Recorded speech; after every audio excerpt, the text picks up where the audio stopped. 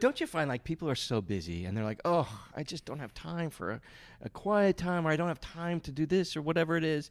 And I'm learning the value of pulling myself away from the chaos of the world and just focusing on God and focusing on what's going on in my heart and my thinking. And so that's where this is coming from. It's to say, you know what, I'm not going to ask too much of your time. I'm just going to say I'm going to just ask for a minute of your time.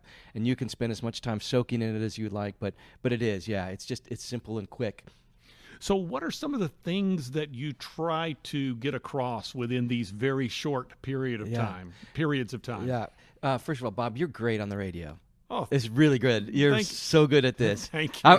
How many centuries have you been doing this? Yeah. It is centuries. It has been centuries. That's fantastic. Well, it's so great. It's ever since the 20th.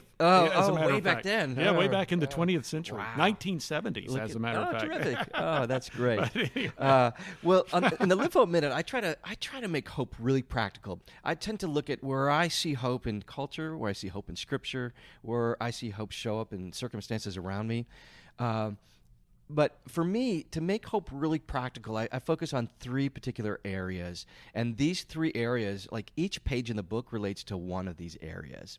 And so they kind of make up the three-legged stool, if you will, of what I think good hope image. is. You got a good image? Yep. You sound good, too. Oh, thank you. Sound very good. Thank you so radio. much. Appreciate that. So to me, hope has to be grounded in faith.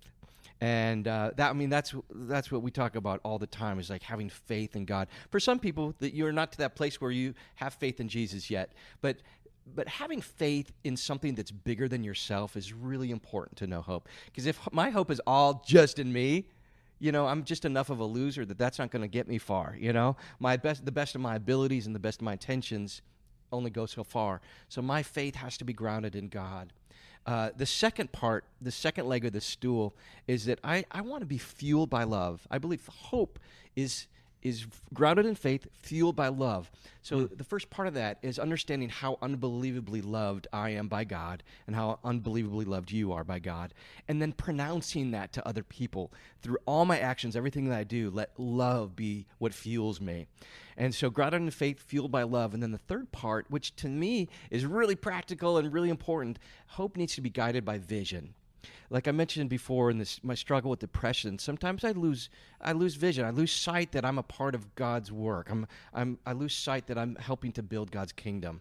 And sometimes it's like as simple as like, you know what, I don't have anything to do today, so I'm just gonna do nothing. Like, to have a vision for what my day holds, to have a vision for what my month, my week, my year is really important to keep me moving forward.